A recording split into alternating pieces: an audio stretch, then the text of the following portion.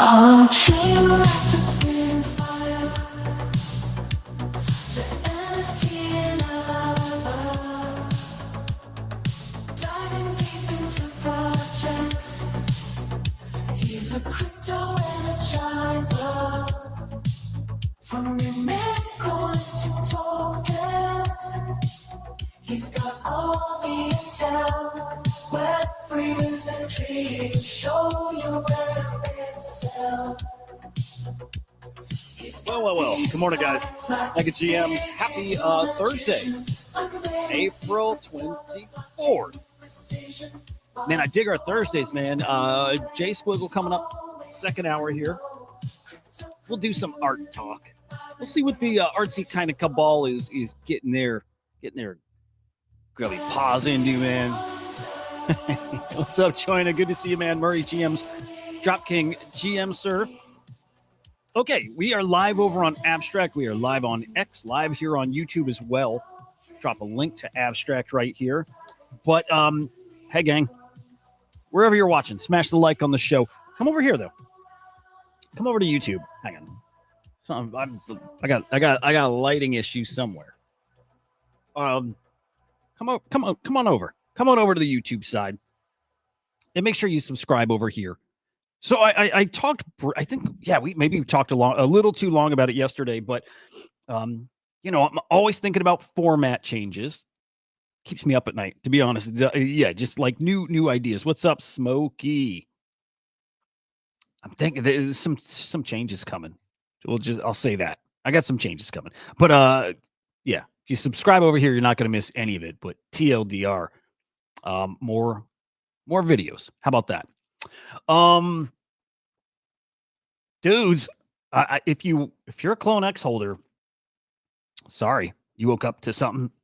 By the way, follow me on X as well. You can find me at Hudah_idiot. Follow us at CryptoSlamIO. Also SlamAI _XYZ, and go check out our light paper. I got to peek at the terminal yesterday. Spicy. And then our flagship AI agent, that is the Swarm _AI. Give them a follow. Quick heads up here, too. Tomorrow's Swarm report.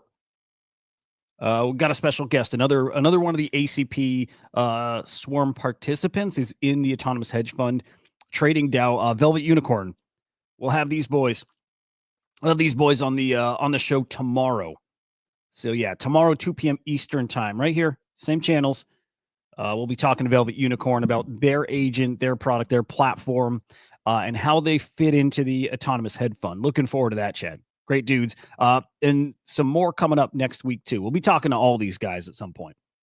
Can't wait. All right. Clone X holders, we'll just kick it off with this, just because if you're a Clone X holder, and man, maybe you didn't see, but either way, you don't see.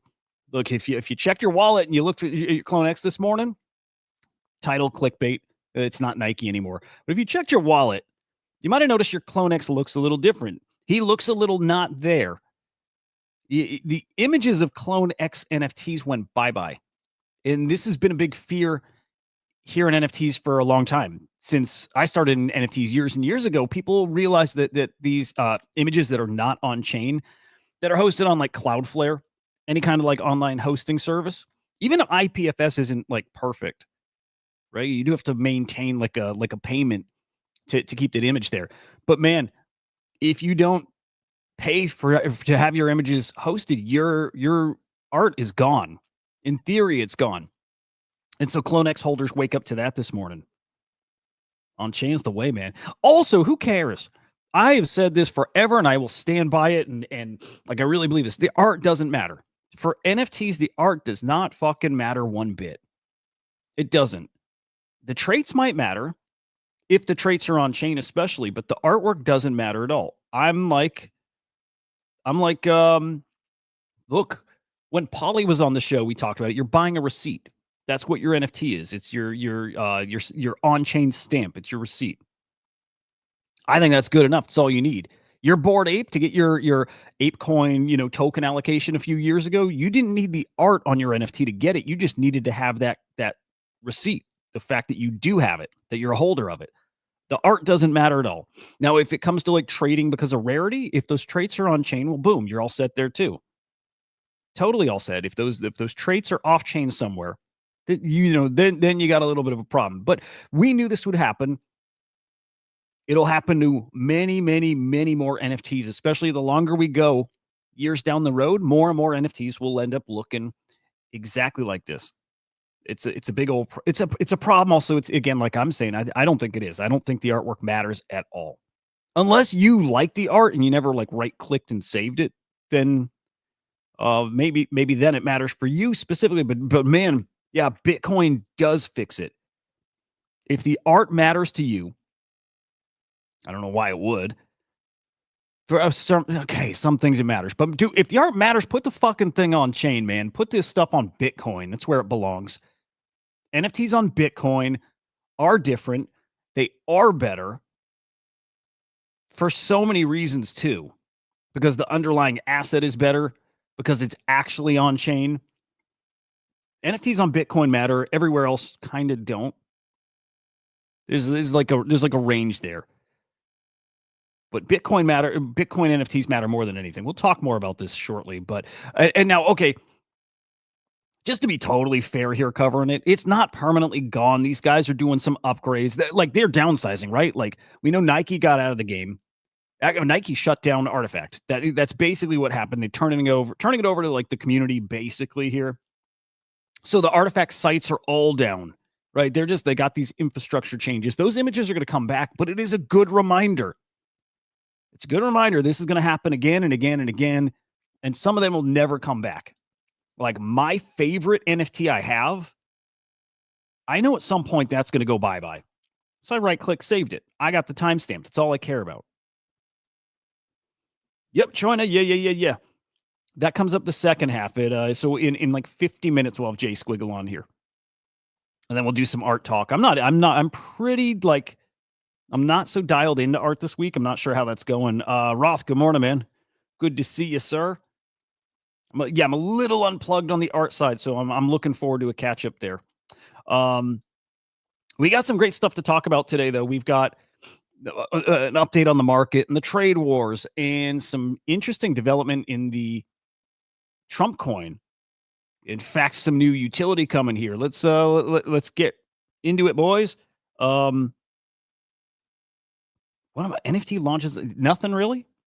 I'll do some thinking on that. There's really nothing. There's nothing. That changes in an instant, though. As soon as this market really starts turning around, all of a sudden it's NFTs that people have been working on come to life. I'm more interested in the meme coins right now. Like I think the trenches are alive. Token called Troll yesterday I got, and there's some big winners out there. There's game out there. It's time to be playing. By the way, we'll get to this too, but Kongs are launching a trading bot for Discord. We're going to bring that into my server. Yeah, we'll bring that into my server. You'll see that in quite a few places, but perfect timing because meme coins are telling you, man, it's time to be focused there. There's money to be made. It's time to get in the trenches. All right, let me tweet out this show here. We got an update on stablecoin regulation. I talk about this quite a bit, right? The Stables Act, the Genius Act. I've learned a little bit too that's not like my understanding of those two was a little off. Stables Act, got it. I get that one. Genius Act, I didn't realize was also a stablecoin bill. I thought that was more of like a broader crypto framework. It's not. They're two different stablecoin pieces of legislation. In a way, maybe competing, maybe. But there's some developments there. That's actually coming really soon. I thought this summer, right? I targeted this summer for the Stables Act to get passed. That shit's moving, man. That might be, we might be talking in a couple weeks that's going for a vote. So, man, really, really cool stuff. All right, I'm going to drop a link to the X stream here. Throw a like on that bad boy. Yeah, cats, we're going to bring that bot into Idiots. I'm going to bring it into the Inside NFT server. We're going to bring it some of my smaller groups. Like we're going to be trading on this bot. It's awesome. You don't have to leave Discord to trade.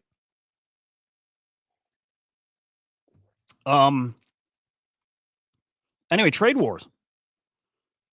again, it's another day, another backtracking on something. Trump says we're talking with China, like we're having trade talks. China comes out and says we're not. There's what? There's no talks anywhere. Nothing's happening, and in the market reacts how you expect it to. Right? There was all kinds of good news a couple days ago that there's been progress with China. 30 something talks scheduled with other countries, 18 deals on paper, and nobody knows if any of it's true, by the way. But yeah, this the last 24 hours not as good. China, in your opinion, the art matters. Community bonds around the art, or more so recognition of the PFP. That's fair. It's fair. It gives you, yeah, it is something people vibe around. Hey, I mean, Good Vibes Club. It's all about the art and traits. It's fair. God damn it, China. Blowing my points right up. No, it's fair. It's fair. The art does matter to a degree. Hey, okay. If community is important, which it is, I say this a lot, community is like the secret ingredient, the most valuable part of a community. The art is the thing the community vibes over. So it's fair. Keep thinking on that. Also, Trump talking about tariffs with Canada, right? It's across the board. Just like nobody knows anything, saying those 25% tariffs on Canada could go up. So again, market like a little look, everybody just it's almost in one ear, out the other to a degree. But man, if we were ready to take off, people are ready to go all in because the bullish couple of days before, maybe this maybe just has people pulling back a little bit, a little bit. You see that in the market right now. Bitcoin down just over 1% in the past day, 92.3. ETH still over 1,700, which is great, but down 3% here. Ripple 215, Solana 146. It's red across the board here.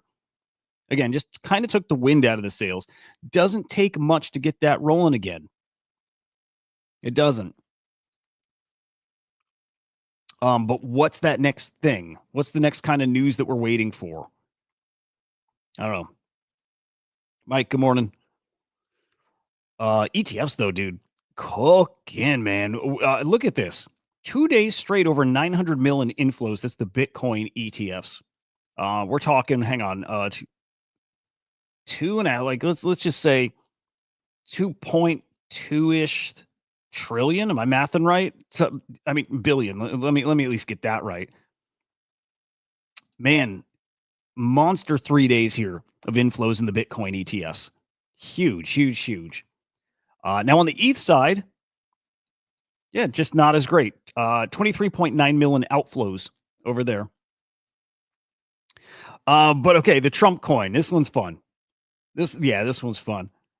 If you're a Trump coin holder, talking about the Trump meme coin, dude. Okay, everybody's scared or at least a little concerned with the Trump token unlock that happened last Friday, and everybody expecting the Trump coin to dump, right?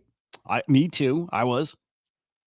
And tell you what, it didn't really happen because they didn't really sell those coins, which great. Still expecting that they're gonna sell them. Well, we get the token unlock. Then yesterday we get an announcement that President Trump is going to host a dinner party for his top 220 Trump meme coin holders. Dude, I will say it for the 100th time here. He has the best team in crypto. If it's not the best team, it's at least up there. He's got a phenomenal team. Whoever he's working with, if you could pick a team that's running your NFT project or helping you with your token, it should be the Trump team. Whoever it is they're working with are excellent. We overcomplicate everything. The utility just needs to be simple and tailored to your audience, your product too. But man, dinner with Trump, who doesn't want that? Unless you're a Trump hater, I get that. But who doesn't want dinner with a president? Top 220 holders are now getting that. Very similar to like the NFT collection. Top holders got dinner. Holders of like rare NFTs got that dinner. I had one. I played those Trump NFTs and I won a what was it? Yeah, I had one of those tickets to the gala dinner. It's crazy stuff, man. Anyway, excellent team. 220. Hang on. Can somebody Is there something significant about 220? That's such a random number. I'm trying to think why top 220. But there we go. I mean, that's utility. You could laugh it off and say it's stupid utility. No, it's utility that a lot of people want and will literally go buy that token just for that. I'm gonna pull up. I'm gonna pull up the token here, and you'll see how people reacted to it. Yeah, people like it. Okay, see if I'm on the right Trump token here. Okay, I mean, you see, announcement yesterday, price straight up, straight up. People love it. That's utility that people want. Remember, it's non-crypto people in this token too. You buy it on his website with your credit card, right? Yeah, super smart. Smart dude. But there's more bullish news. And the timing of it may be sus or what I just interesting, all the above. But okay, that token unlock that happened Friday, they're not selling, man. In fact, I think that's pushed back another 90 days. Right? So we had the unlock happening. I believe there are daily unlocks as well. All this is being put on pause 90. Oh, dude, it's just like the tariffs. Dude, same strategy, just on pause. Maybe he never unlocks these tokens. Whoever is advising him, whoever's running this is amazing, man. Like they get it. They absolutely get it. They know if he dumped this thing, it's like game over for that coin. And it's very important that that coin does well. It is. So the token unlock delayed 90 days. The daily unlock, same thing, delayed 90 days, revisited at that point. At that point, and I wonder if the 90 days is chosen because they think this crypto market's going to be in a different spot here. Much different spot in 90 days. And maybe then it's time they can dump some tokens. They absolutely should. That said, they cashed out like 500 mil already plus. Yeah, maybe not. Maybe, you know what? Imagine if they burned a bunch of that supply, dude. Imagine that. Anyway, it's really fucking cool.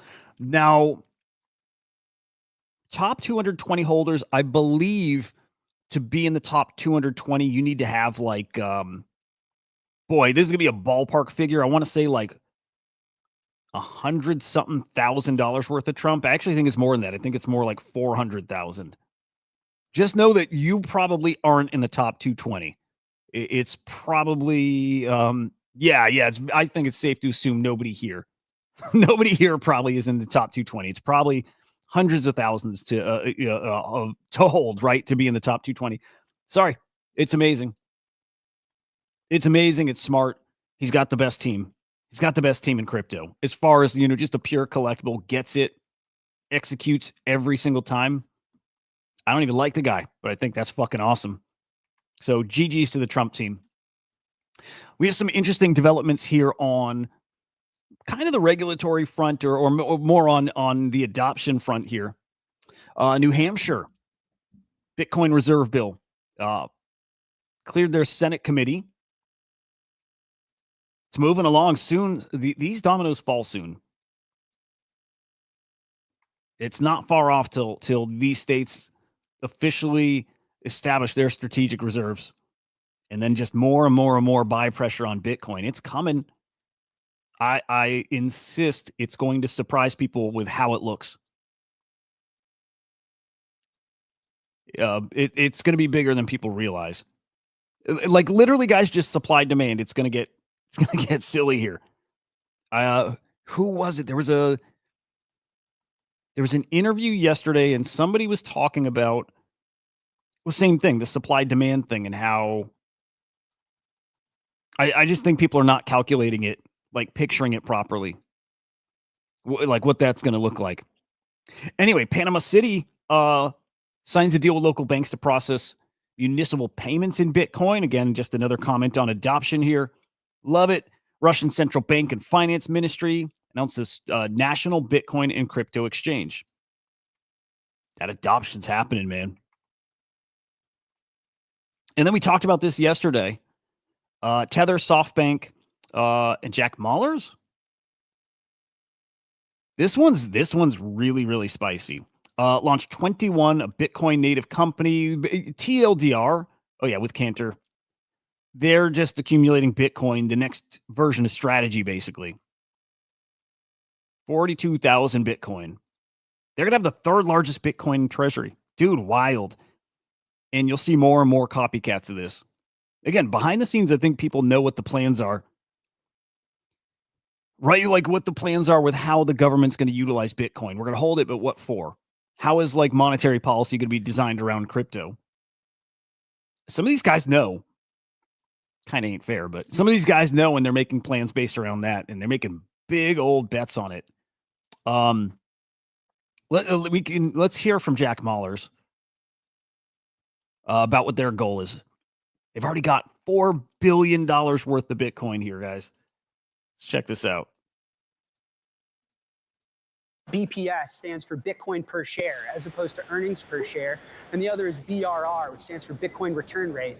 And my job and what I'm dedicated to do for our shareholders. This guy's a kid.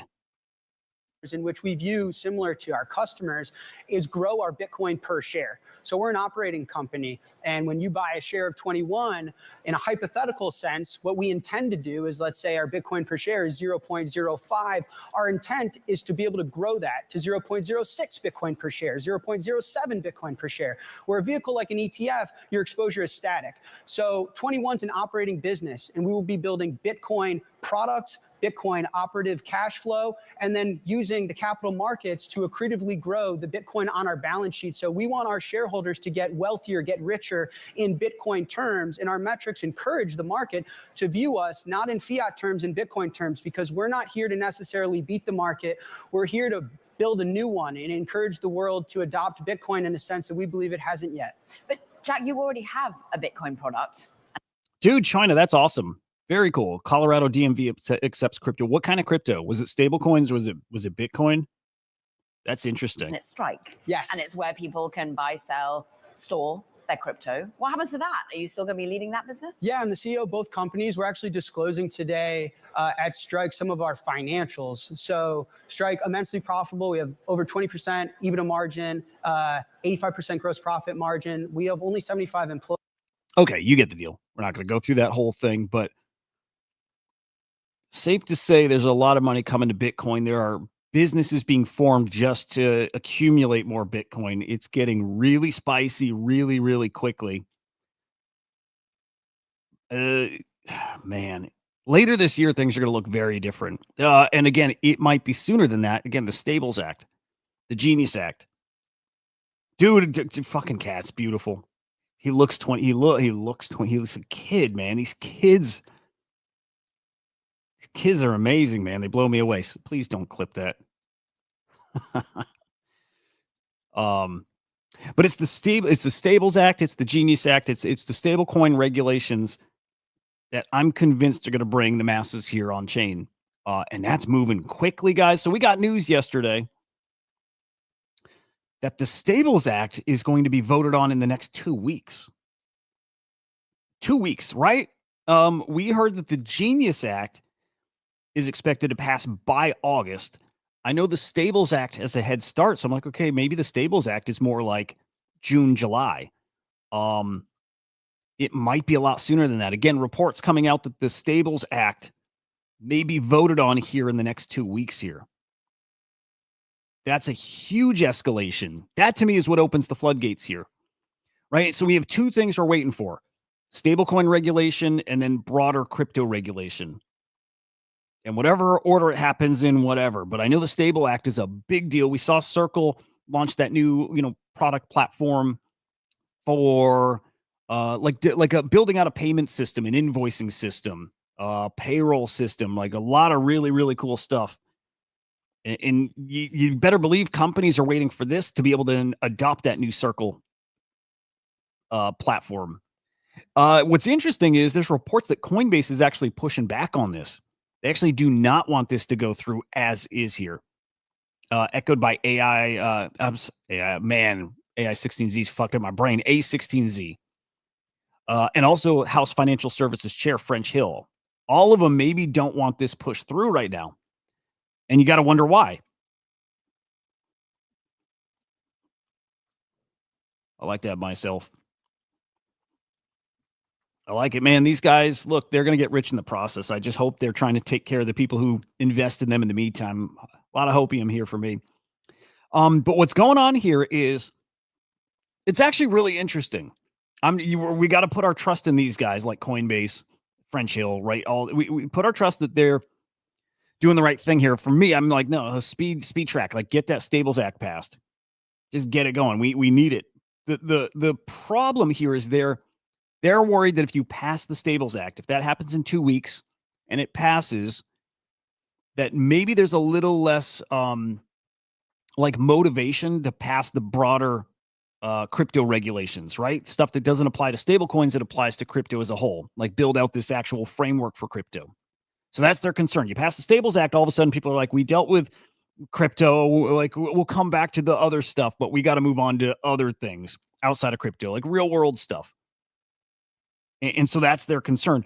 So what they're trying to do now, and if they can pull this off, awesome. They're trying to get it all rolled into one bill, the Stables Act and or the Genius Act. What I learned here is so I thought the Stables Act is stablecoins. The Genius Act was the broader crypto framework regulations, right? It's not. Stables and Genius Act are both stablecoin bills. It's FIT 21 or FIT 21 that is the broader crypto regulatory bill. And so they're trying to get these things all combined into one bill, pass it all at once. So get the stablecoin regulation in, the broader crypto regulation in, one and done. Boom. Now you got everything you need for this stuff to for really, it's not even for us. It's for like companies, banks, institutions. It's what they need to come in full throttle and start building out their own rails to onboard their people, their customers to crypto. They can't do it yet. They could, they don't want to without that policy right in their face. But it's coming so soon now. If this doesn't get delayed, again, Stables Act in a couple of weeks is going to get voted on potentially. They use PayPal's crypto hub. So you can use Bitcoin, ETH, Litecoin, Bitcoin Cash, PayPal, USD. Interesting. Dude, it's so wild. So wild. Who'd have thought just even, a year or two ago? Others, though, saying no need to wait, right? We can pass this today. We still can get these other bills done. So here's what, I don't know where I fall with this, by the way. I'm not sure. I don't know what's better. Wait and combine them or do this one-off stables bill. Congress can notch a bipartisan win today by passing the stablecoin bill. It's such a big deal. The Stables Act is such a big deal. Thinking, though, if we pass the Stables Act, you lock that leadership in here in the United States before, look, Beijing, Brussels, Dubai, before any of them beat us to becoming the crypto capital of the world. It's not us yet, right? U.S. is not the crypto capital of the world yet. It feels like we're heading that direction. We could be there in an instant. We pass the right legislation here. And so that's some thought out there right now. Pass it, get it going, let people know how serious we are, and the rest will follow. Again, it's still interesting to see Coinbase on the opposite side of that, trying to really just like slow it down. So FIT or FIT 21, I almost want to bring up like the difference between Genius Act and Stables Act if it matters, but they're so similar. They're so similar. Genius Act, by the way, guiding establishing national innovation for U.S. stablecoins. That's what Genius stands for. Stable Act, it's Stablecoin Transparency and Better Ledger Economy Act. So in a way, I think they're kind of competing bills, one coming out of the House, one coming out of the Senate. But again, both are different ways to like regulate stablecoins. And then FIT 21, Financial Innovation and Technology for the 21st century. So that's the broader bill. It's not stablecoin focused. It's digital assets, digital commodities. So again, this is now talking of put it all in one. You pass the Stables Act, and maybe it's the Genius Act. You pass one or the other here in the next couple of weeks, and it's all of a sudden then maybe FIT 21. Maybe people feel like they can shelf that for a bit.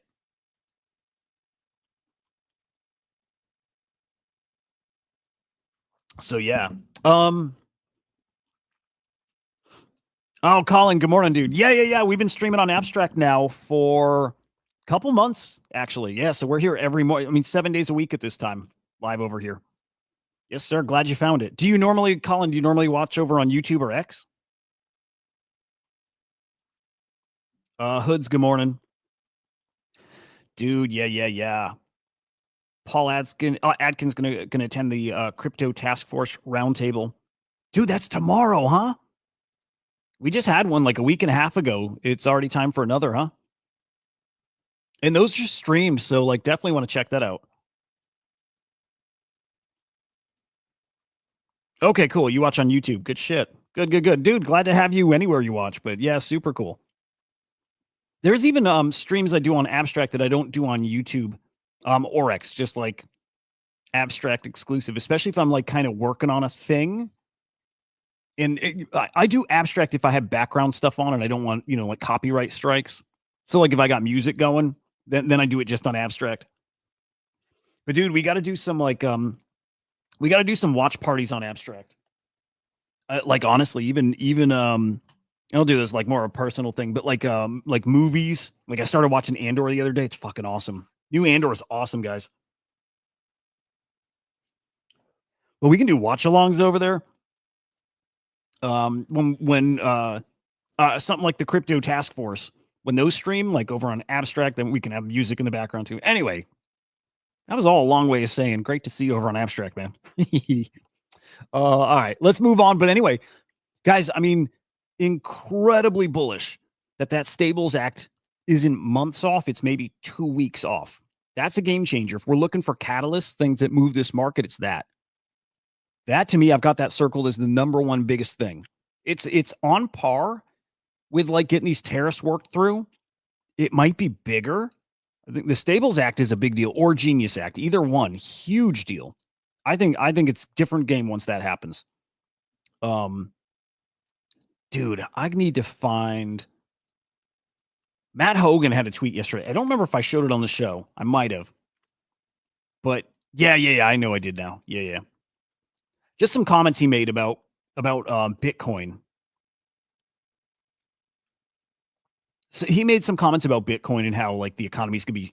Yeah, I'm gonna show it. I know I showed it yesterday, but it all ties into the same thing. The Stables Act passes, and we get Fit 21 or whatever too. Any of it, all of it, just let's say all of it.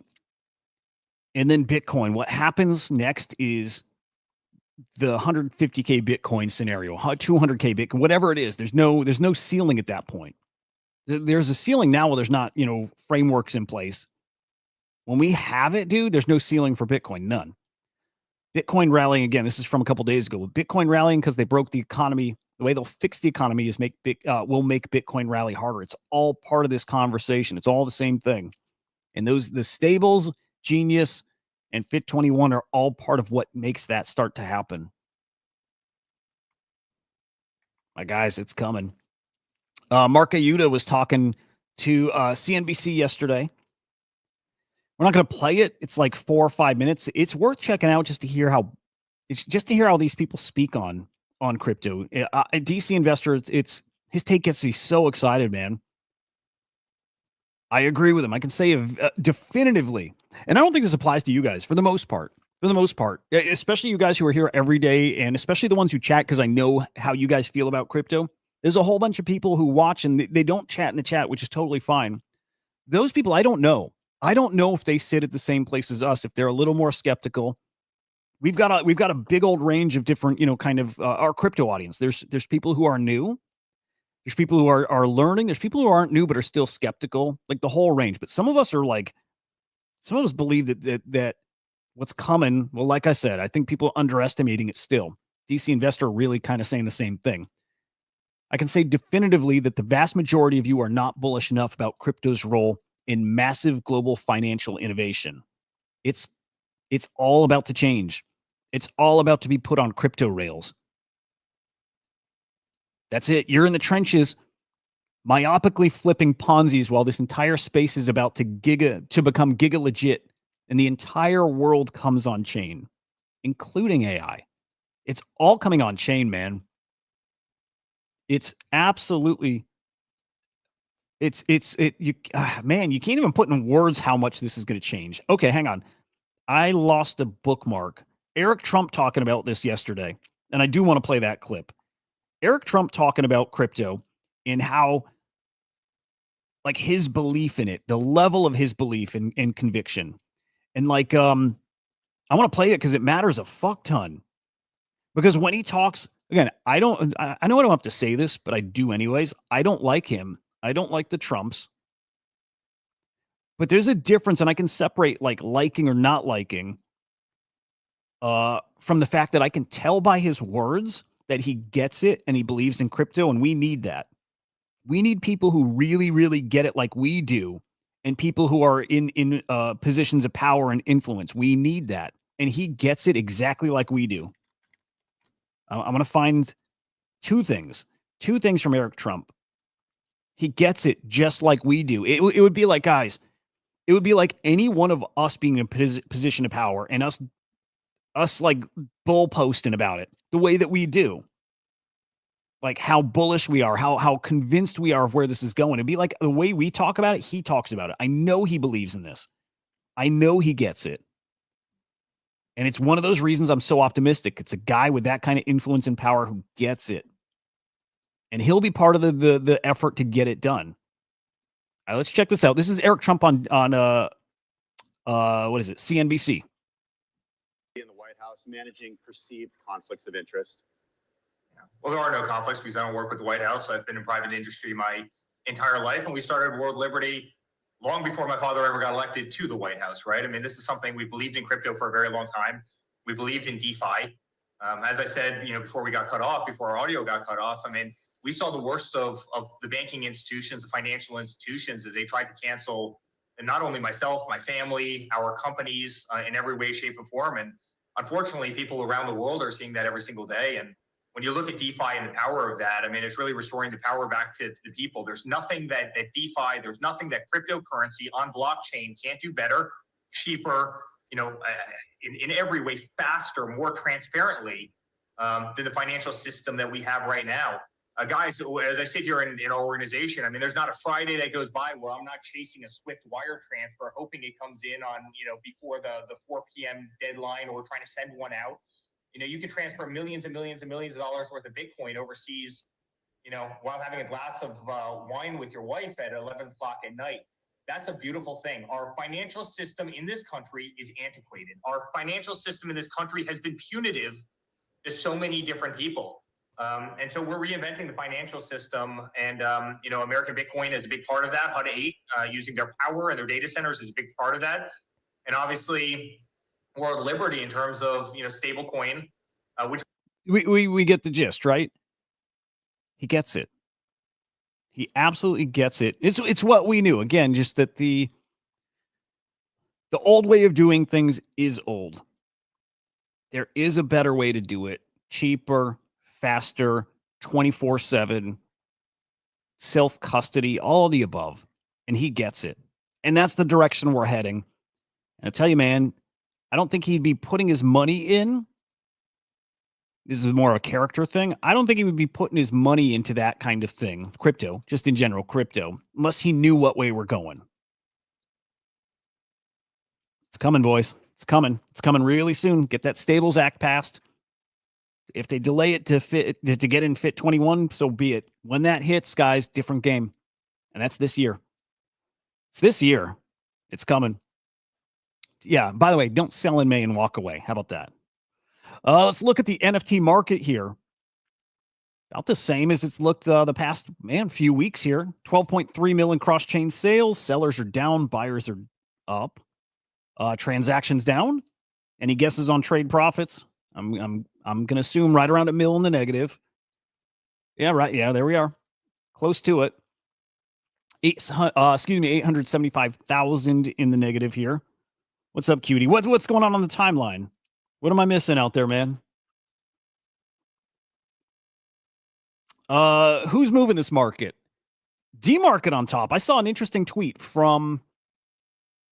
Boy, who put out this tweet? Somebody put out a tweet saying that the market cap of Counter-Strike skins is something like $4 billion.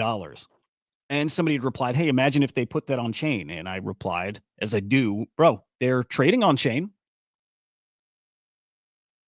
Oh, cutie, I told you yesterday I wouldn't be able to set it up by today. But by the weekend, yeah.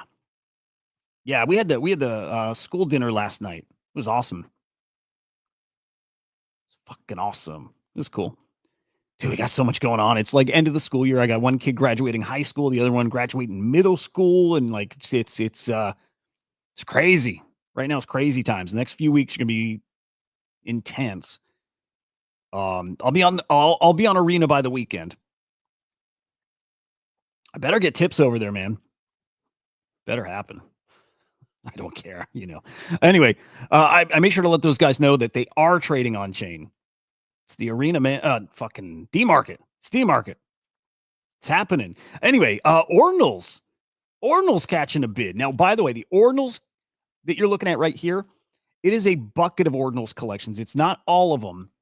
A lot of them, the big collections, were able to split off into their own unique collections. It's a manual process. We have to get the inscription range, like every inscription number, and put them in a bucket together. So this is just general Ordinals. Can we tell who's who? Sometimes it can pull the images. Yeah, I can't really tell from there. But Ordinals are up. We'll look over at Magic Eden. We got CryptoPunks, Guardian Heroes. We flip off the BRC 20s. Skull of Lucy's on the move, guys. Good shit. Guardian Avatars, SMB, Lucky Any was a free mint, wasn't it? Pudgies, Sorare, look at Taproot Wizard. Maybe rounded a corner. Remnants. Dude, I wonder if something got updated here. I wonder if we had a nice little update, because we didn't used to have, I think Remnants were on Super Rare. I don't think we used to have those split off in another collection. That's X copies. Same with Skull Lucy. Maybe I'm wrong there, but it feels like maybe we were able to split out some of these art collections, which is awesome.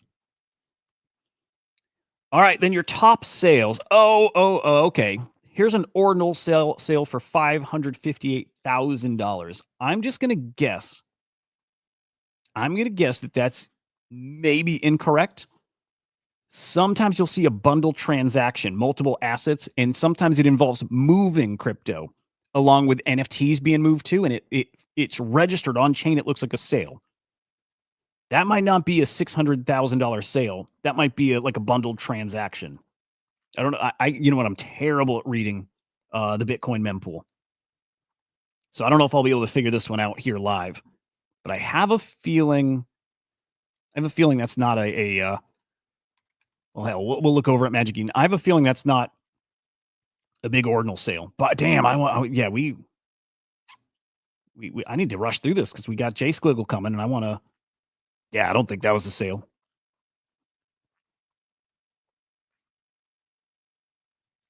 All right. Well, we'll come back. We'll come back to that. Super Rare. What is this? That's a sale. 85 ETH sale.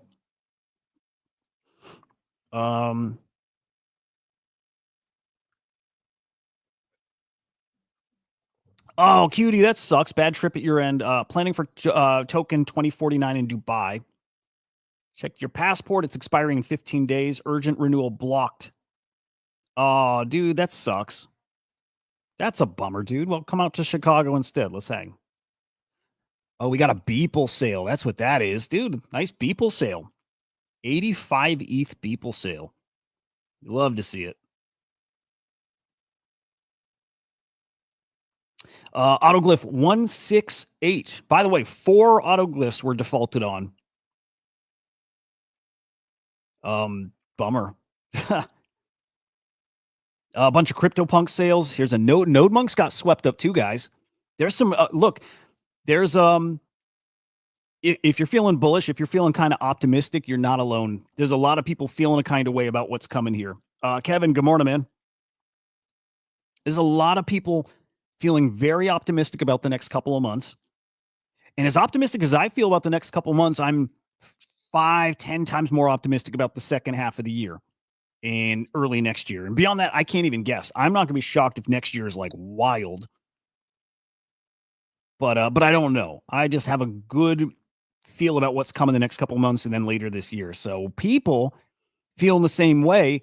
And then they're showing you their conviction with these buys, right? Scooping up punks because people think they could get out of reach, scooping up node monks because the same thing. People thinking those might not be around for long.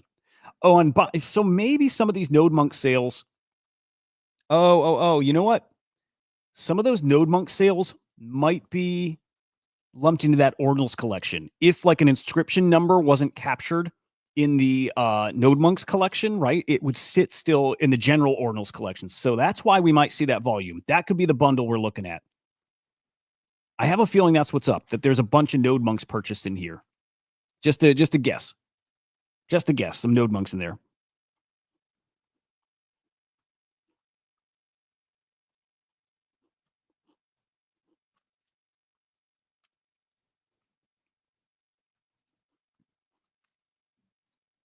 All right, let's peek at floor prices while we're talking NFTs. We do have some NFT updates, but I'm curious how we're looking out here. Wonder if, man, I just wonder when Solana NFTs really, I don't know, come back to life, catch a bit. What I don't know what. A lot of red over on ordinals. Node monks at 0.04, Taproot Wizards 0.169. Man, I still just like I think. Let's rewind crypto a week or so back to when Bitcoin's holding at 84, 87, anywhere in that range, right? And I said I was so pleasantly surprised at how well Bitcoin is holding up. And the same applies to Taproot Wizards. I don't care if they're under the 0.2 mint price or the 0.31 public sale. I don't care. Because you got to remember, 60% of people minted at 0.1. 60% of people are up almost 2x. But I'm more impressed that it's holding that high. I'm super impressed it's holding so high. How much is that? That's a $16,000 NFT with the market being dog shit still.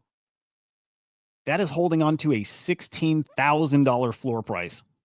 And it ain't NFT season. In fact, NFT season isn't even close. Yeah, these are going to be 50,000 in the near future. And you know, I'm still looking forward to 5 years down the road. In 5 years, those are going to be, you ready for it? You ready for me to do the thing? In 5 years, those are going to be $500,000. How about that? I could play more conservative. I could say in 5 years, those will be $250,000. I could say that and feel comfortable with that. But that is going to happen. It is going to happen. And I think Node Monks will be around the same place. And I think OMB is going to be around the kind of. Look, my confidence can get shaken a bit. OMB, it's going to do phenomenally. They'll be worth a ton. The same as Taproot Wizards Node Monks? Maybe. I'm not sure. Maybe. Quantum Cat, same story. Yeah, these guys are going to cook. Talking like these things are going to be 100,000 plus, all of them. This is that whole 2+ Bitcoin floor, 1 or 2 Bitcoin floor. I'm starting to come up with a USD price that I think they'll reach. I'll just say like 100,000 easy. We're talking 200, 250, 300K, 500K, all that in play. And then if that era of abundance comes, if you know that scenario where everything's cheap because AI and automation and robot, like jobs are different. I'm rethinking all that stuff a lot, by the way.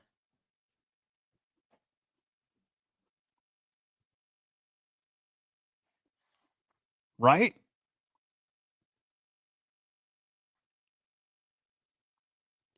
Yeah, Cutie, I'm not getting any answers on that. I'm just going to be very I will push. I will see if there's anything happening there.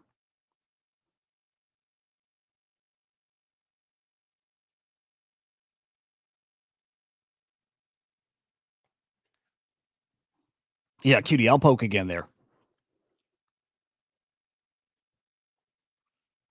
I doing a lot of thinking about okay, the era of abundance, that whole thing, and jobs getting replaced. I've been going full throttle back into Gary Vee. It brings up great points and stuff I've been considering for a while too, which is jobs getting replaced. Yes. Yeah. It's going to happen. But every time jobs are replaced, there's more jobs created. For sure. This is what Hunter was saying as well. it is different what's coming because it doesn't replace one sector. This is going to replace so many jobs, but I'm rethinking a little bit that era of abundance and what that really looks like, how much it really is going to change. And I don't think anybody knows. I think it's just guessing at this point. Anyway, that doesn't change the fact that I think rare collectibles on Bitcoin, just because of what they are, that value I talk about is going to be there.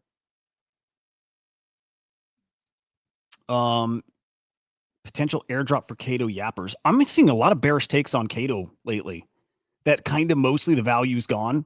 Not gone, but it's not what it was. I don't agree either. I think when the cycle heats up and there's like new projects and new drops and new all that stuff, I think there's going to be some massive airdrops again. We did yesterday, Cutie.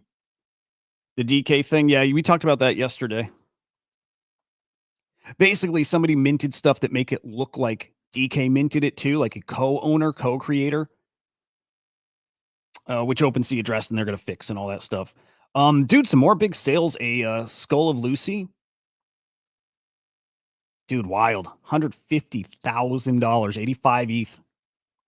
Grail. Fucking Grail, man. Also a Mask of Lucy.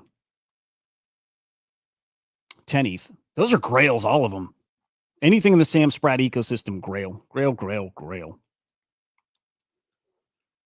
And then yesterday, dude, I wish I brought this up yesterday, but I didn't realize the date didn't hit me. Yesterday was the 4-year anniversary of the Bored Ape Mint. Some of you guys minted. One in the chat if you were a Bored Ape minter.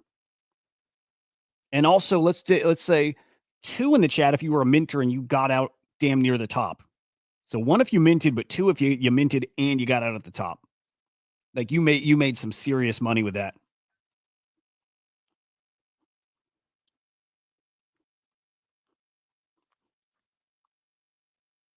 It's a magical time, man.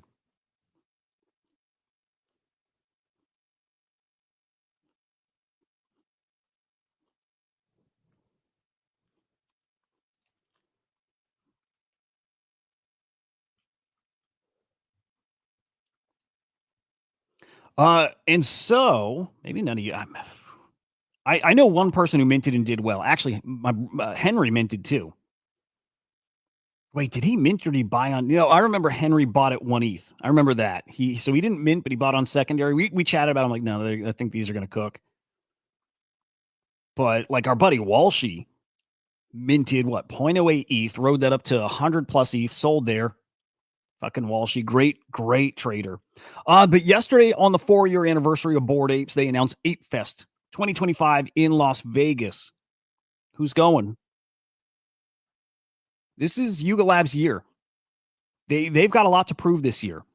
And it sounds like they got some stuff cooking too. We had Gordon Goner on the timeline yesterday talking about some of his health challenges and that he's feeling like he's coming out the other side again. And he checks in with Garga and he's like, Garga's cooking some serious shit. Like really impressed with what Garga's got going on. So I can't wait to see what that is. Like Yuga had announced last year, they'd pivoted, right? Sold off like a ton of their IP. And so then they pivoted to how do they describe it? They said they're going to build quick. Every like 2-3 months, new product. They're building fast. They aim to delight. Like that's their words. We got Top Trader. I don't hear anything about that anymore. I've not seen any new products. Nothing. Like they did Shadows, right? They've done some cool technical things. I haven't seen any Yuga products. At least nothing that's caught on. So I don't know if they made that pivot. I don't know if it's working. Top Trader, I don't hear anywhere. I don't hear anything. New to NFTs then. Yeah, man, dude. Fucking so common, right? Like a lot of us felt that way. Oh my God. Choina, did Ronan mint? He minted some Bored Apes, I'm assuming. I hope he got out at the top. I hope he made some good money there. What's up, Mike Bennett? Good to see you, man. Dude, awesome. I was so broke back then. So I saw him, couldn't mint. And back then, dude, I was a jealous motherfucker back then. Because I saw all kinds of things and I'm like, And like, if I had it, I would do it. I would. And there's just no way. I was salty as fuck. I have grown a lot the past few years because what I learned the past few years is when other people win, you win. It eventually trickles to you. Then when you get your wins, it's on you to be responsible and play it right and keep yourself in the game. So the next time the next Bored Ape is around, you have the shot at it. You're not priced out or you got nothing to work with, right? But I was so salty when that stuff happened. And it's like knowing you saw it and just couldn't play it because you couldn't. But again, now I know if that happens and you're on the sidelines, it's still good for you because it's good for the space.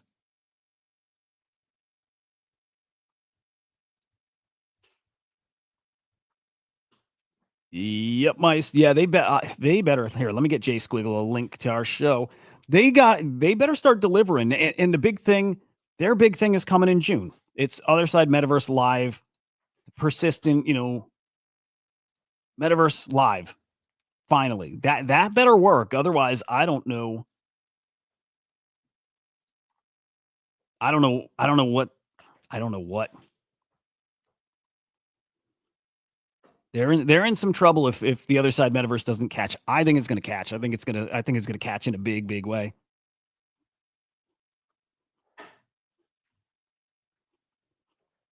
Oh, cool shit. There's a Swarm team I just heard back from that I want to get on the show badly, like one of the bigger ones that wants to come on the show. Fuck yeah. Nice. Well, yeah, love to hear that. That's cool. Yeah, Yuga's better they got to step it up, man. They're not delivering what I thought they'd deliver, and worse than that, it's like to me they had to do it. They have to deliver, and so far, no. So far, it's not happening.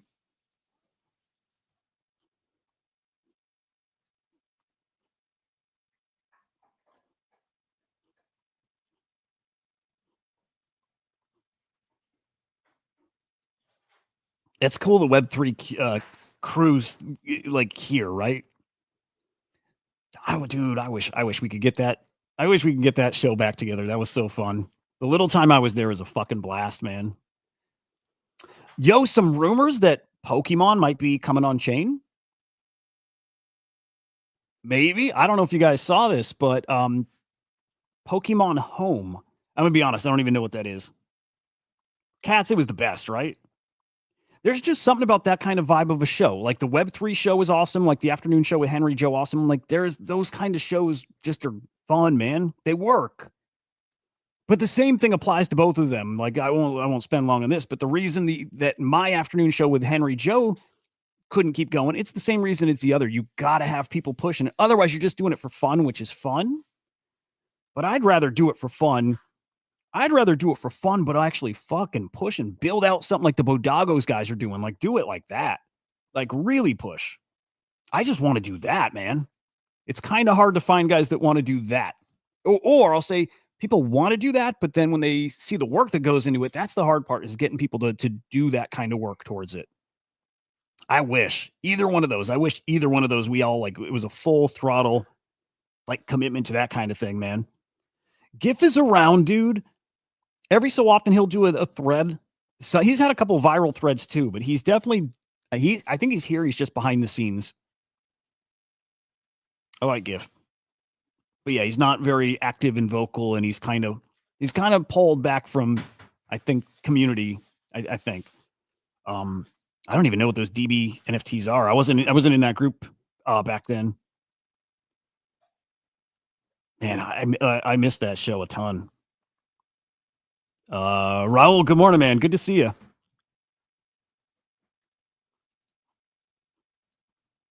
Yeah, all that stuff, how it played out from Web3 to afternoon, all of it, just a bummer. All of it there's just ways each of them could have continued, and kind of wish they did. Anyway, Pokemon Home had an update in like their terms of service, something like that.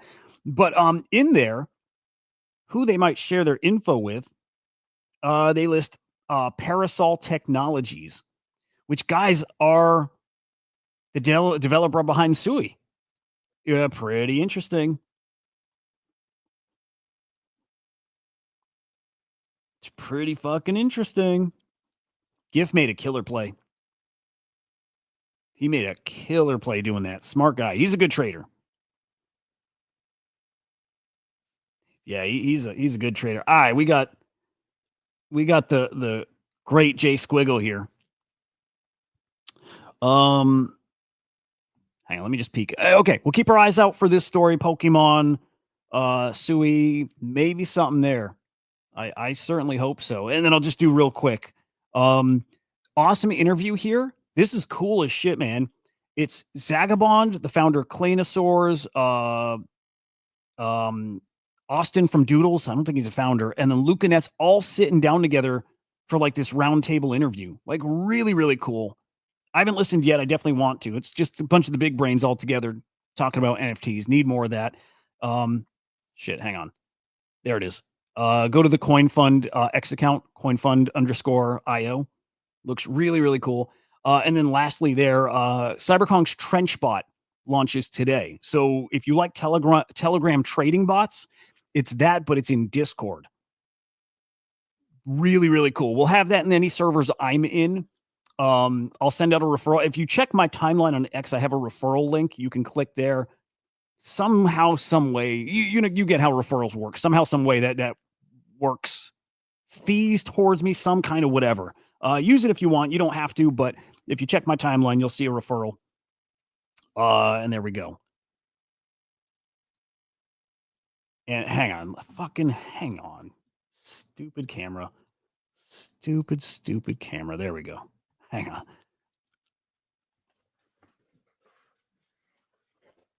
All right. We have the legend Jay Squiggle with us today. It's because, it's our Thursday thing. What's up, man? Good to see you. Good to see you too, man. How are you? Dude, I'm good. Market feeling good. It's just been a fun week for shit. Like it feels like we rounded that corner, that thing we've been waiting for. Right? If it's any consolation, I think we're in the top of the third now. Okay, were we bottom of the second before or top of the? Where were we last time?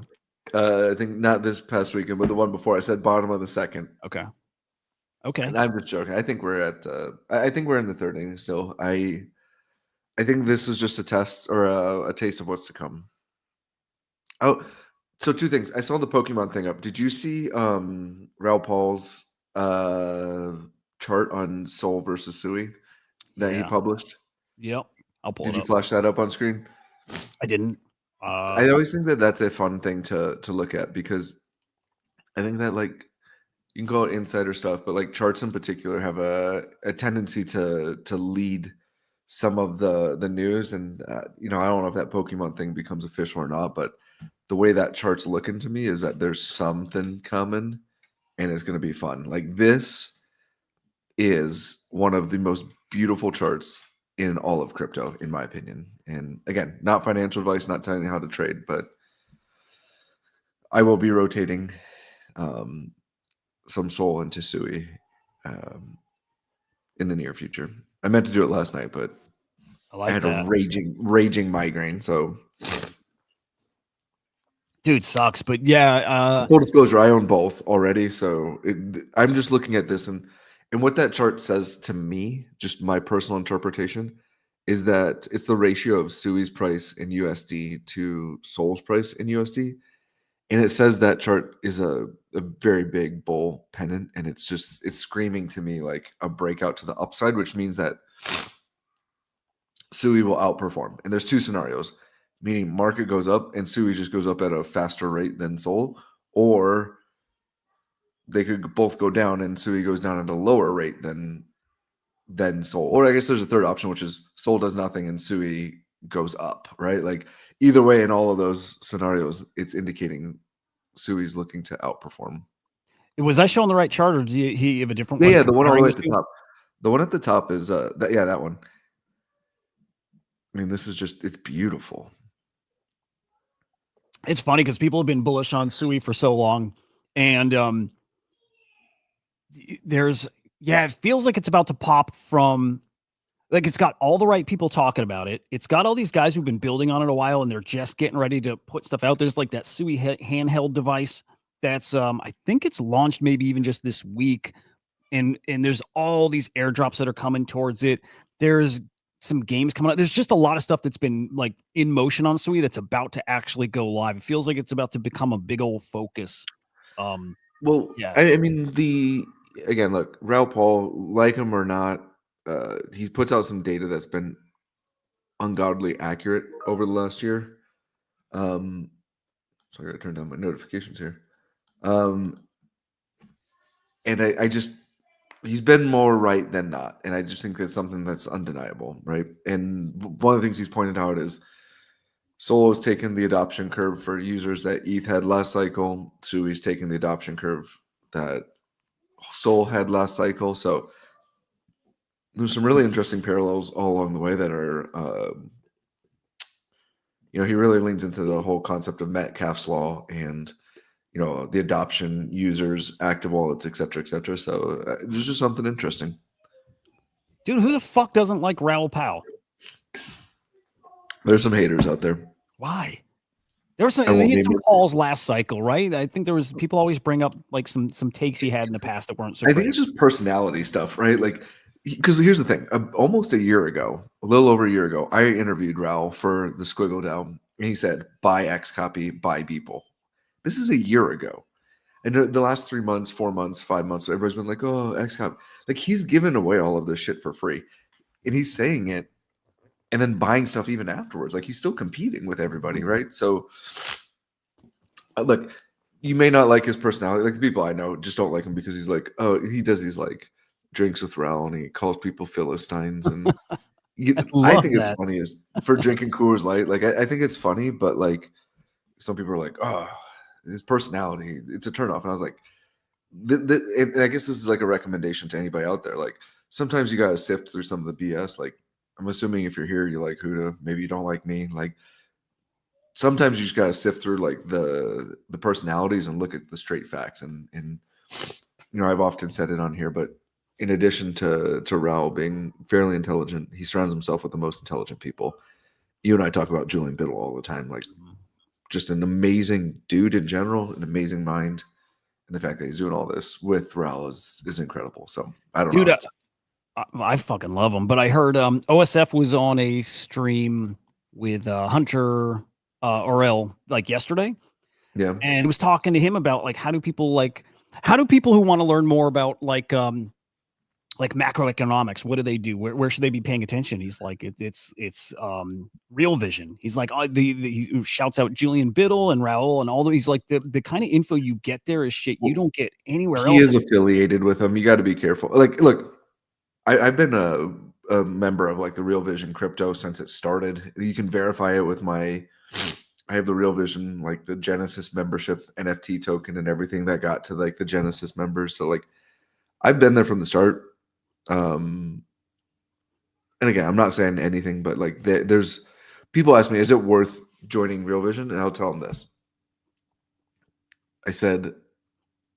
I'll say like, if you're going to go and consume content and be proactive with learning, absolutely. If you're not, don't do it. It's a constant battle for Jay Squiggle always. That's funny. What was your ultimately what was that take on I just think that like there's so much information, it's what you make of it, right? Like Yeah. if you're gonna go there and you're gonna dig into the info, fantastic. If not, then don't do it. Like Yeah. it's good. You get what you get out of it because there's so much information. I learn a fuck ton from those guys. I'll say that. Yeah. Dude, what's going on with you? And also, I saw that I don't know if this was the official announcement or the first time it was mentioned, on X, but goddamn, was that awesome to see yesterday? Yeah, I think I teased it for like last week as like upcoming at the end of May, but yeah, Amadon, Patrick and I are going to do a release later in May. So excited for that. Really cool concept. I don't know if it's public yet, but he's doing some really fun concepts. And then we're going to do like a series and it's going to have variable edition sizes. But the cool thing is that you're not going to know it until like you start minting it, because he's going to put a mechanism in that like dictates the size of the edition based on like an algo that he has. So they're going to be like binary, like I think it's like 8, 16, 64, some 128 being the highest maybe. But once you start minting, and then it will create the edition size. So it'll be something fun to watch. it creates that randomized thing. We're going to place it with like, I don't know. It's just, he's so brilliant. And then the other thing is like, I don't know if it's going to be all or some portion of it is going to be donated. He had a friend who passed. I don't know if it's public, but he's going to donate it to like a local Parks and Recs organization to like his friend who passed, like used to like hike this one particular trail to like renovate and update the trail to make it like an awesome destination. And I just think that that's something like really admirable about Patrick is like he's here, he's doing the art, but he also does that stuff that's like, he'll put on like the art that gets him banned from Hong Kong and China. I mean, like he's literally not allowed to visit China because of his art. And he'll also, but like it's so there's that extreme, but then there's also like this, like once you get to know him, he's like he's got like the biggest heart. He's one of the most awesome people in the arena, and he's just he shows up for people that he loves on a regular basis. It's pretty impressive, dude. He's so great. It's really cool to see that partnership. Like it's two people I like a lot, respect a lot. Yeah, looking forward to that. That's gonna be awesome. Yeah, check it out. I always just throw in random shit whenever, but Fidelity is talking about and I saw this yesterday. I had a bookmark to show on the show and I just didn't because whatever. But Bitcoin supply and exchanges is at another like all-time low. We see this sort of regularly, but because these company purchases, it's more and more people are copying that strategy method and just it's accumulate all the Bitcoin you can while you can. And everyone's taking notice. I'm telling you, even today we mentioned, I'm like, the supply demand thing. I don't think people totally are grasping how out of whack that's going to get here. Probably this year, whenever it is though. But like that Bitcoin, like predictions to see Bitcoin at 150K, I think that's an easy prediction. I think that's easy ish. Yeah. I think I think 150 is like a pretty safe bet. I'm in the like 220 to 250 camp.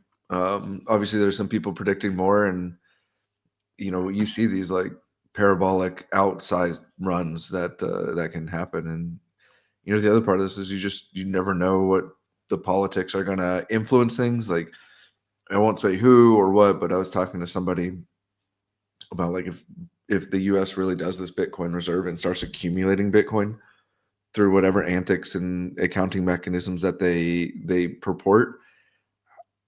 I mean, to go from 200,000 Bitcoin to 1 million, like that's a substantial amount. So I mean, it's not, especially with the limited supply that's on there. And this is the other part that people is like, oh, only 21 million Bitcoin. I challenge you to rethink that model. I forget what the math is, but I think there's really only about like 18 million.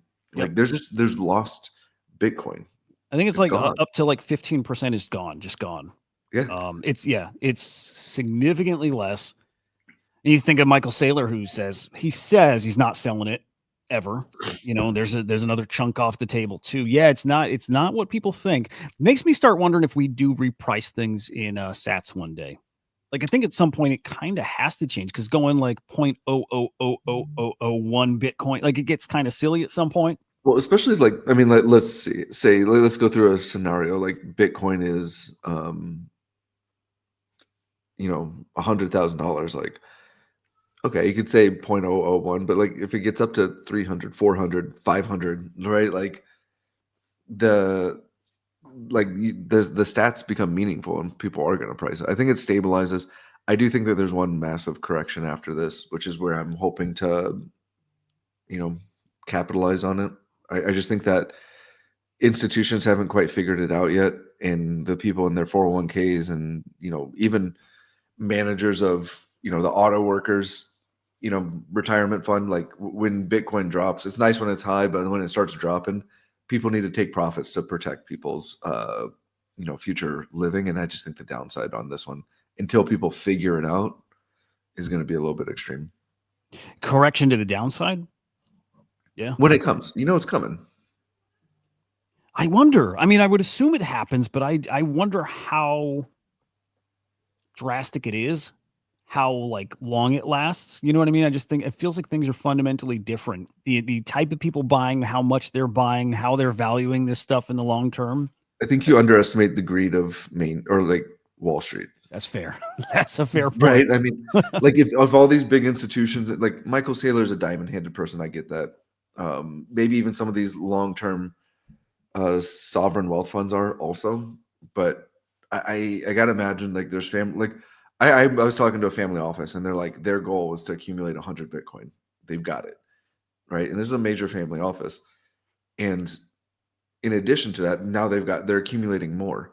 But those other ones are sacrificial, right? Like so when those come on, like when like they're profit driven, like they're there to maintain the wealth of the family they work for. So like they've got what they want, and then they're gonna be trading. And I just think that like some people are gonna drive it down. That's a good point. I think I need to hear that stuff more because I get very, very caught up in my own hype. So it's good to hear some more realistic shit. I think Well, Bitcoin look, might be used in the future. And I hope it regulates, but I just think that there's this the fickleness of an institution. Who knows? Maybe the dollar goes to shit. I mean, you could dream up all these like crazy scenarios. It loses the dollar reserve world currency. Like, who knows? Like in that instance, like yeah, I would argue that Bitcoin is a flight to safety, but I don't know if I necessarily want to live in that world. Dude, do you like Nate Alex? Yeah, Yeah, I'm a fan. Look, He's got. to Go me, ahead. it's like all of this stuff is like a data point, right? Like there's like I've never met Nate. I've been in the same room with him, but I'm not like I appreciate what he does. He shows up every day, and I respect that. You know what? He doesn't. He doesn't show up every day. Not every day, but he's on a regular He actually basis. pisses me off. He disappears for months at a time, and I think he's so fucking fun. Yeah, There's an interesting thing in this space. Like it's very vibe driven, and there's I think a lot of people in the space that like I don't even know the best way to say it. Like it's easy to get caught up in the vibes, good or bad. And you notice like when vibes are bad, people disappear, and he happens to be one of those guys. And that's not wrong, by the way, at all. Like I get it. I get you have to get away from this, especially when vibes are so shitty. I wish you were the guy that could power through because he's like a light. To me, he's like one of those like beacons of light. And when he's around, everything's just more fun. yeah. I'm extra excited he's back. I'll say that because he does fun shit. He just does fun shit just because he can. So he has something coming. It was going to be today. It's pushed it tomorrow, but like he does contract art. He just does fun stuff like Chain Faces Arena, and he's done some other stuff. I like it. It's just to play on the blockchain and nothing else. So he's got something coming tomorrow. You can buy these hunters for 0.011 ETH. For that price, I'll definitely do it. When he was doing natives, I think it was going to be a bit pricier. This one I'll definitely do. And I don't think we even know what it's going to be. And he said there's not really going to be communications. It's for us to figure out. And I'm assuming it's going to be like a treasure hunt, a prize pool we're searching for, whatever. But I like his games. He's a fun dude. Very eccentric too. Yeah. I like it. What's going on in the world of art? Sales wise, just any cool stories? Like I feel a little unplugged this week. Saw some Skull Lucy. Well, I would say sales. the big one is there was like literally within hours there was 2 skulls of Lucci and the associated masks that changed hands. I think Conviction facilitated it, and they all went to the same wallet. So I can't tell if that's a transfer wallet or if it's like the final wallet, but it's pretty interesting. I think another thing that was like a really interesting dynamic to the space right now is, I don't know if it's talked about, but somebody posted about it, so I'll say it publicly. Seed Phrase had loans out against some of his autoglyphs, and then he defaulted on them, meaning he didn't pay them back, but bought autoglyphs back at a lower cost than what he had loans out for. Oh wow! So there's a really interesting dynamic here is at play. Is you get a lender who's like got burned, right? Or I shouldn't say got burned, took a loss. But then you have somebody like Seedfish who was like playing the market and was able to like use it to his advantage to probably. And again, I don't know what he did with it. I haven't talked to him, but I think there's a really interesting dynamic there at play if you can, again, full disclosure, I'm playing around with like the art loan market. You can probably go into my wallets and see which ones I have out on loan, but I'm not necessarily playing that game, if it makes any sense. So that one caught my attention. And the other thing is just the sheer amount of grifters and remnants that traded this week. I mean, it was absolutely bananas. I mean, you saw some grifters going up to like 22 to 24 ETH. I forget what the floor is on the collection now, but remnants, I mean, those have been sitting around 4 or 5 ETH for months since they released on Super Rare. And then you saw that remnants #1 sell recently. And it was special because what most people don't realize is the remnants were associated with the rare pass, which was Super Rare's like art pass. And what ended up happening is the person who got pass #1 was able to, like, there was something special. Like you got like some 1-of-1s from some of the people. And with X copy, you got the remnants 1-of-1. There was only one of that palette. So it's kind of an interesting dynamic where if you want, if anybody were to ever collect a set of the remnants palettes, it's the clear Achilles heel, right? It's the one that is gonna hold it up. So the fact that somebody went out and paid like 38 ETH for it, I thought was like a really interesting sign. So I'm excited, man. I think that 38 ETH for that one. Yep. Holy shit. Maybe 36. If my memory serves me correctly, it's 38 or 36. Yeah.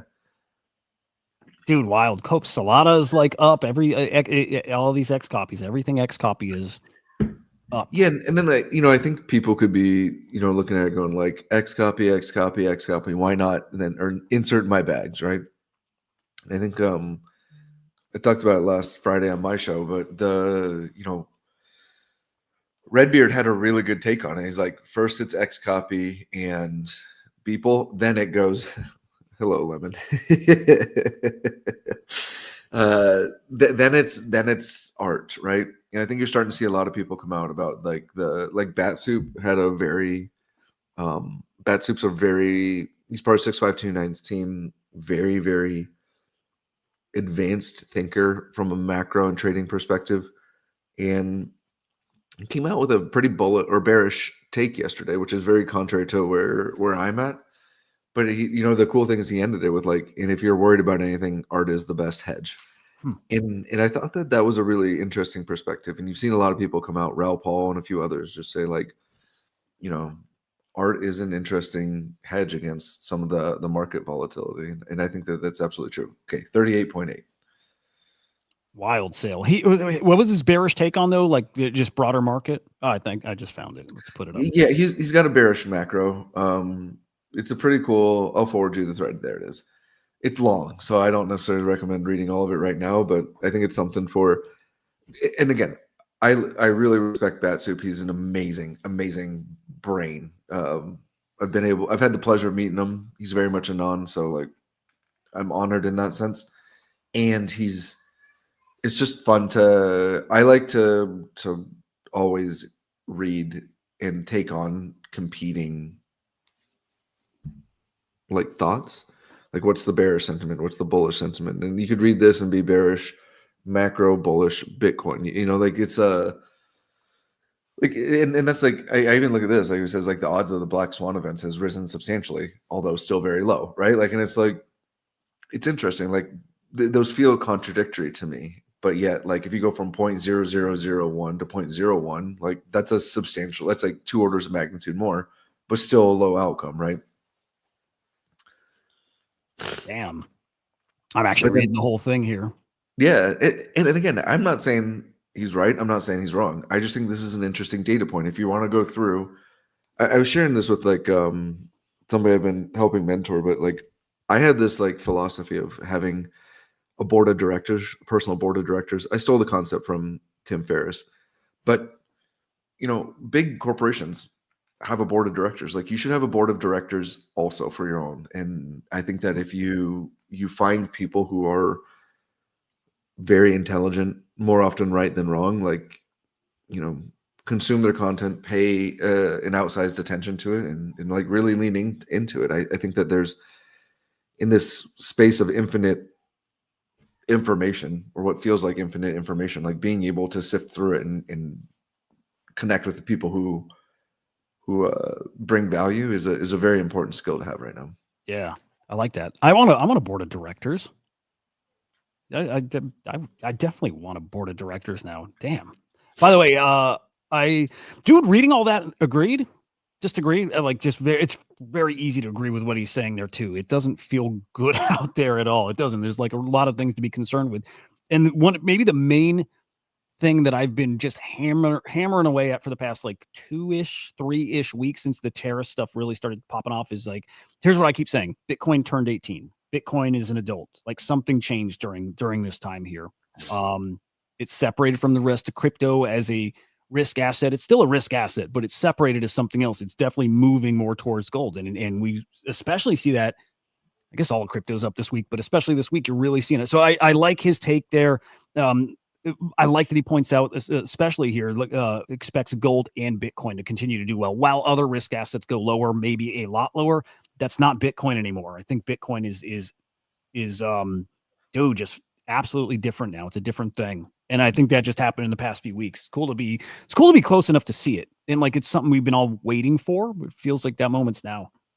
Yeah. And, you know, I believe Bitcoin goes up. The thing that gives me a lot of comfort in some of in full disclosure, I don't go too far out on the risk curve. I try to stay in like CoinMarket's top 100 for what I like buy, trade, and hold. So like, don't look at me for like some degen takes, but you know, I've been really looking at some Bitcoin ratios recently, with the interest of outperforming Bitcoin and potentially swapping a portion of the profits back into Bitcoin. So Nice. I think there's a lot of opportunity out there.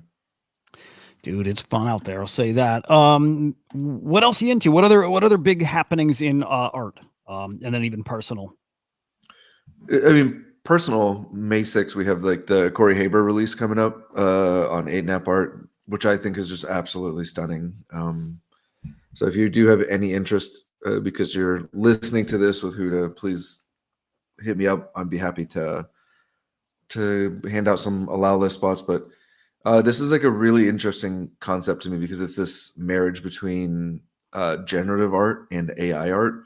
So the way these were created is Corey has a set, like an API set that he reaches out to that's constantly changing. The AI reaches out to the API, grabs a data set, creates a set of data, and based off of the blockchain seed that it pulled from, and puts it into the generative algorithm.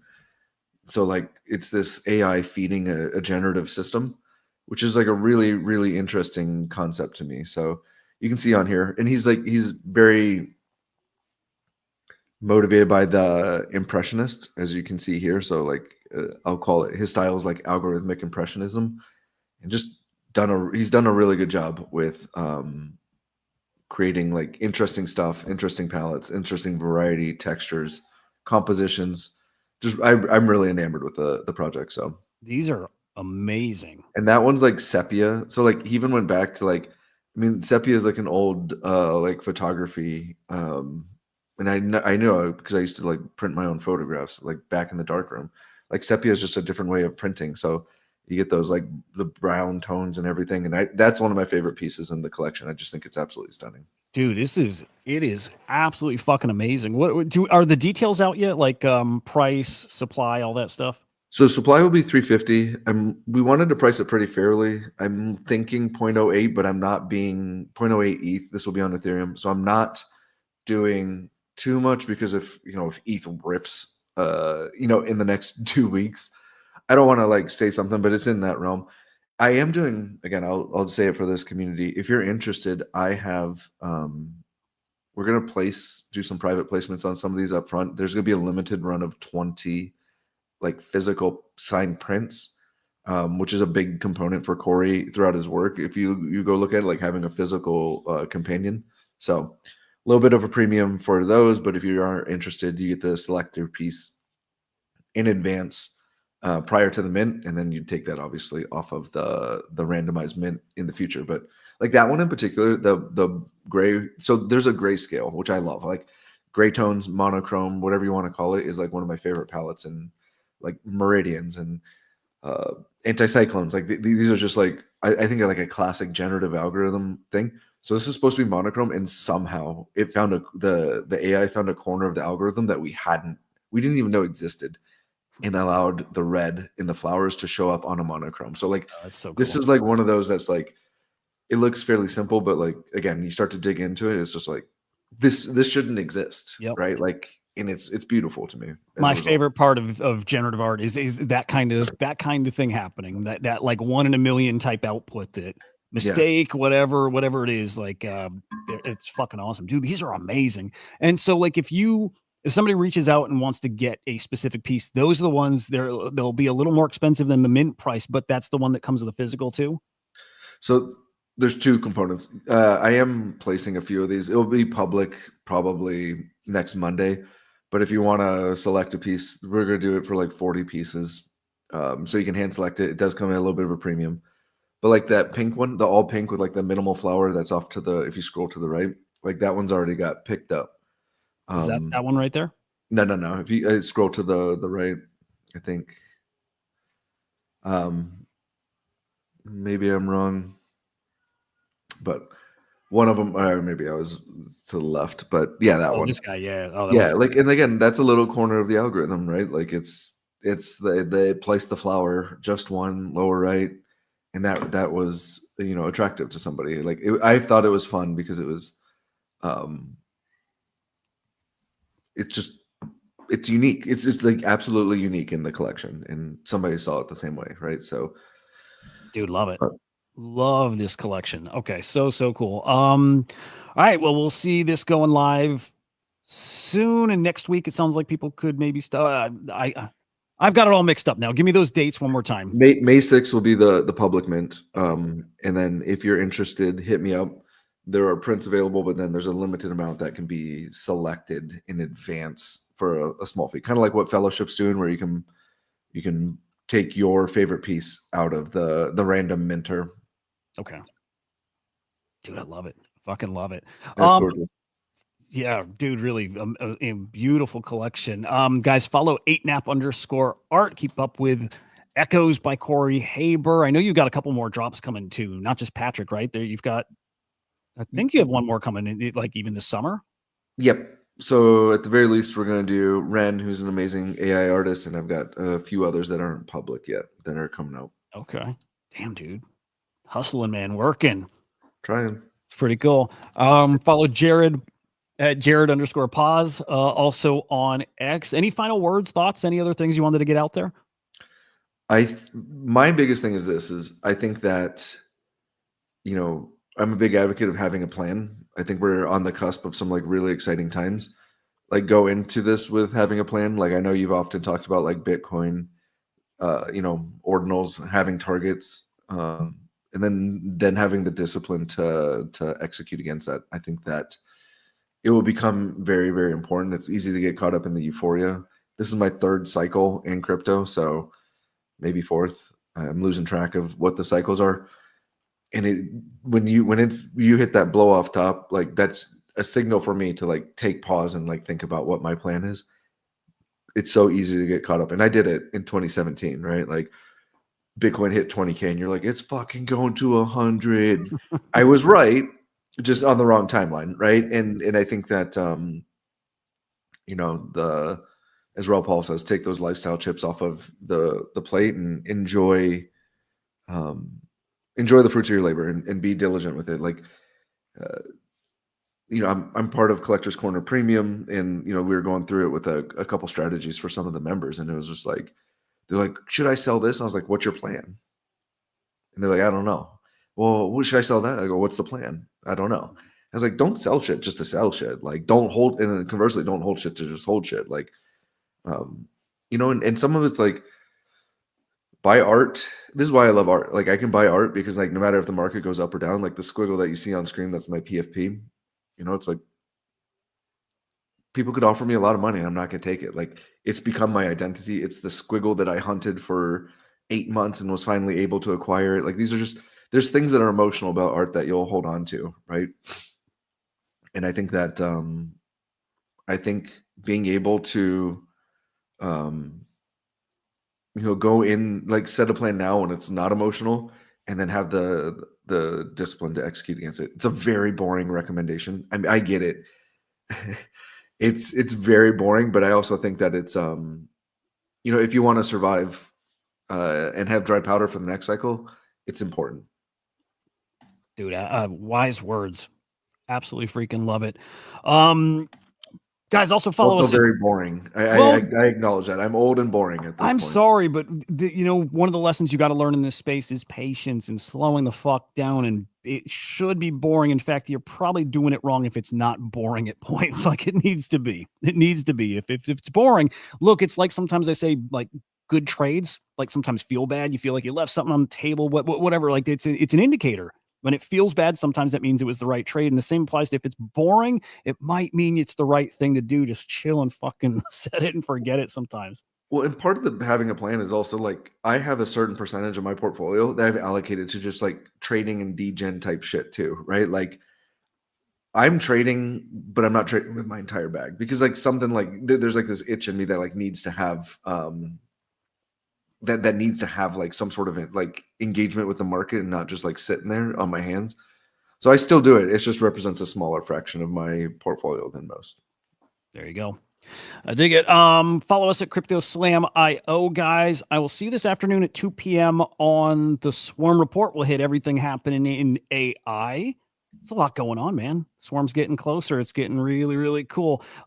Jared, good to see you. It's good to hang with you and chat with you like always, man. Yeah, thank you. Hell yeah. Hell yeah. You guys have a great day. We'll see you in a few hours on the Swarm Report. We'll see ya. Peace.